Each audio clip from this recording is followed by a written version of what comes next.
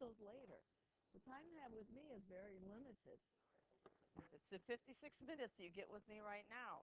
Now, I'm going to draw this picture. We're going to do the first one, number 21, 2008. If you want the full solutions, they are listed by year. You just have to go into the folder. Okay, so the particle moves along a straight line. This is the position. And it says you have horizontal tangents at 1 and 5, inflection point at 2. So this is t equal to 2. For what values of t is the velocity of the particle increasing? Well, I want the velocity to increase. This is not, is a particle speeding up or slowing down? Because this is not speed. This is not speed. It's not asking if the particle's speeding up or slowing down. It's asking where some function is increasing. So how do you know if a function is increasing? It's a good review of chapter 4. Its derivative must be what? Greater than 0. What is the derivative of the velocity? That's the acceleration. And that's got to be greater than 0. Now, you're given the position. What is the velocity? Velocity is the first derivative of the position. Then what's the acceleration? What derivative? It's the second derivative of the position. So I want the second derivative of the position to be positive. Is that okay? I'm given the function. I want its second derivative. What does the second derivative tell us about our function? What does it give us? Concavity, right? First derivative is increasing, decreasing. Second derivative is concavity. So I want this to be concave what if it's positive? Up. And it's concave up from here to here. Because that's an inflection point. Then it's concave down. So the answer is from 0 to 2. It's all calculus. You didn't have to do a symbolic manipulation in calculus. No. But this is calculus, knowing the second derivative. A lot of these are thinking. These are concept questions. So then we did number 87. And the reason we did number 87 was because you will see that again, the same question, in number 91 on the bottom of the second page. You will see that question in the multiple choice. There are 10 things that are, well, maybe tomorrow, maybe not, I don't know, but on the exam itself, which is really all that matters, because that's what gets you the college credit. If you get an A in this class, it doesn't matter. You don't get college credit unless you get a 3, 4, or 5. In some places, it's got to be a 5. So, and A students, I've seen A students in my class get a 1 or 2 on the exam because they didn't do the practice problems. You have nothing to lose by doing the practice problems. You have everything to lose if you choose not to believe me. There's no downside to that. Well, let's add a new page, actually. Let's do number 87. 87 is an object traveling in a straight line. And by the way, if the numbers are 76 or higher, they are calculator problems.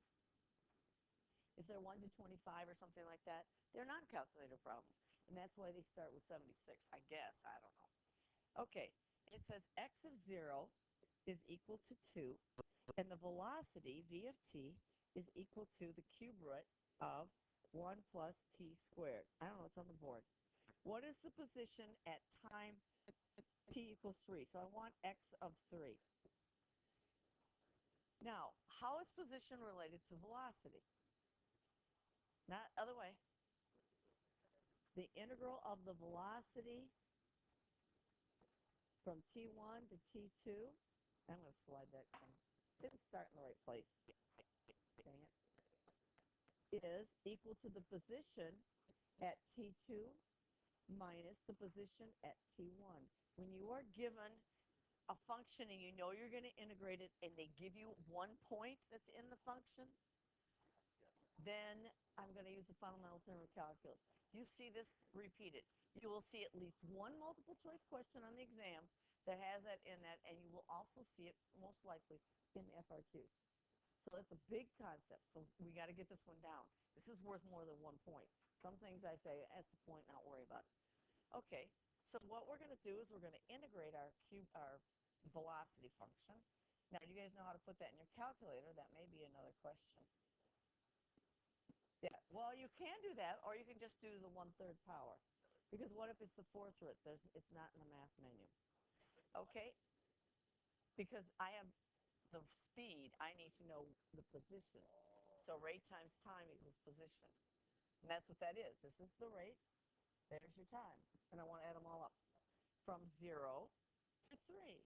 Because that will give me x of 3 minus x of 0. You're not starting at the origin. So you could find out how far it moves, which is what this is going to give us, and then add in plus where you started. That's another way to look at it. It's kind of dangerous because you're kind of making some big assumptions there, but usually it's going to work. Now, you cannot integrate this by hand. I don't even think it can be done by hand.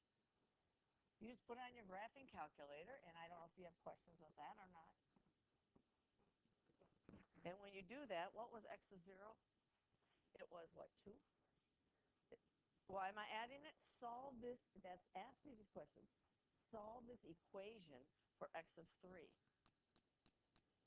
So how do you find x of 3? It's your starting value plus how far it travels. Does that make sense?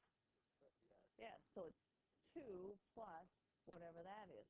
So if you look at the choices, this was number 87, and the answer is D. So my guess is if you integrate that, you get C, 4.512. Look at that. They've got a distractor there.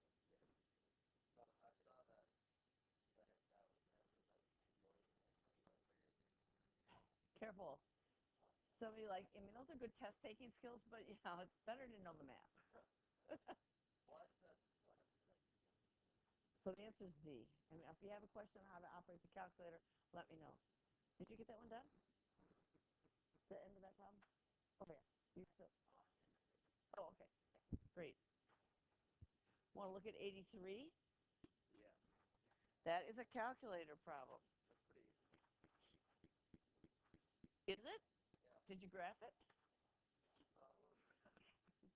I can tell you what it looks like.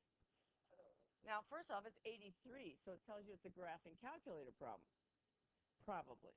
Then you look at the answers, and they're all decimals. So I guess it's got to be a graphing calculator problem. Now, I want the area. I don't want the integral. Yeah, it looks like So it's going to look like this, and then I have a line, x plus 5. So I want the area. This integral from here to here is positive, right? If I take the curve minus the line. What about this integral? Because now they've switched positions. So is that negative or positive? If this is y1 and this is y2 of the line, y1 minus y2 is greater than 0 between, I think it's 1 and, is it 3 or something like that? And this is 5. Maybe it's 2. I think it's 2. I don't know. But what about y1 minus y2 between 2 and 5? That integral is what? It's negative. I don't want the integral from 1 to 5. I want the area. So you could break it into 2 regions and integrate from 1 to 2, and then do minus this one from 2 to 5. Or you could just do this, absolute value of y1 minus y2, or y2 minus y1. It doesn't make any difference. Dx from 1 to 5. It's a graphing calculator problem, so I'd rather have the absolute value in it. And the answer is going to be B.